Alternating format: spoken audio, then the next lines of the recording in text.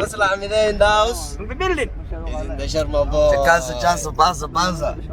Somali Maxamed meel baa joogtiin. Reeb Djibouti waa salaamaya. Somali isku duubnaashan Somali meel baa joogto. Kuwa isku duubay idin salaamayna. Maanta waxa soo socota waliba aan dharkaan ku soo duubaynaa hadda wadano. Heestii Soomaaliya. Saaxiibka fiil maqsad waxa dharkan. Jabbo soo baxda dharkaan. Kale ilaa walaa. Ana ma bakaylo warkaan.